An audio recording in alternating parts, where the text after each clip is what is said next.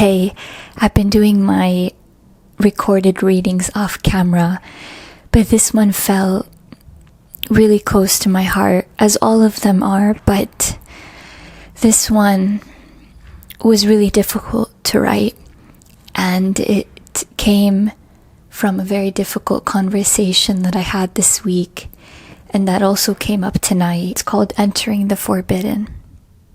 Have I been spared? I have no option to return this time, and the robbery of this option saves me. But I stumble on another curse. Suddenly, I'm re-entering in my art and through my writing the prison I left. What was once my escape during those years is now the very thing taking me back. My pen drives me to the door of the mosque. My camera drags me inside. My brushes reveal a captive woman again and again. What I create erases the present and drags me back in horror to what belongs to the past. But is it really the past's possession, our pain, what we run from? So we're told that art is excavation and alchemy, but what if we only manage to excavate and nothing alchemizes? Or what if the cost of that journey is the loss of ourselves? I had a very dark discussion with a father figure who asked me why I had been doing this to myself. Why am I revisiting the mosque? Why am I challenging religion while I am free to live, to breathe, to dance, to release? How much of our artistic migration backwards is a choice?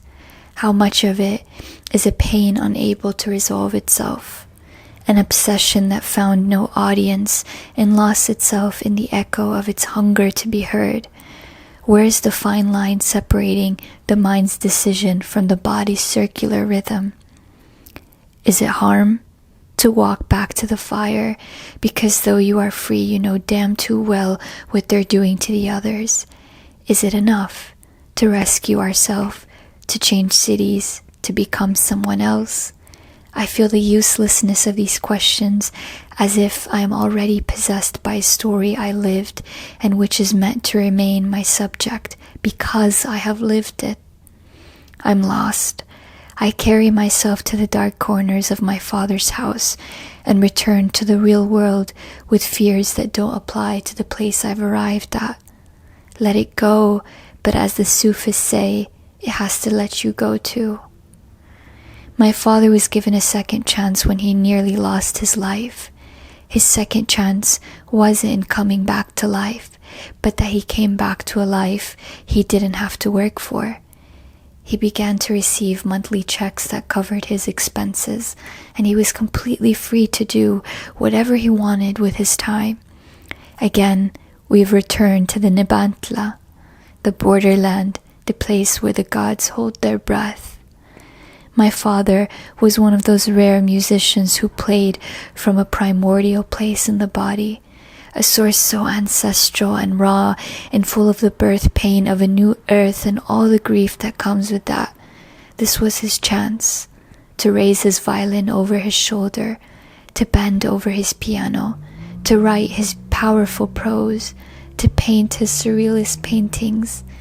Instead, he married a woman with schizophrenia, who took him, still vulnerable from the recent accident, with a mind still deciding on its path into her darkness. Still, he desired to suffer more. He moved out of the city and purchased the most violent goats that would knock him to the ground each morning and bang the walls of his bedroom at night. And the wilder they became, the more intense his love grew for them, who gifted him all the suffering he desired. And what if pain is just as madly in love with us? Who is to say what we decide? Did my father really decide his destruction? Did I decide my own 100 times? Or do we fall into a nameless, confusing circular migration that we mistake each time for a linear road away? If what we work with is what we have, and all we've had is what we're attempting to escape, tell me how much of us is the author and how much of us is the character already written. What if I decide, if it is a decision, to return in my writing to the heart of darkness, how much of it is watered by the desire to be better, and how much of it is the fire resisting its end? Am I afraid to discover that outside the story, written and rewritten, is nothing more than a fragment of a woman who doesn't know herself, who can walk you through the prison with her eyes closed, but can't walk a mile in the real world without losing herself? Is it all to avoid the question, what parts of me have stayed alive outside this great pain? Is it to ignore the work of another chapter as I claim this novel to be done and finished? Is it to protect myself from discovering that except for the past, I've left my life mostly unwritten?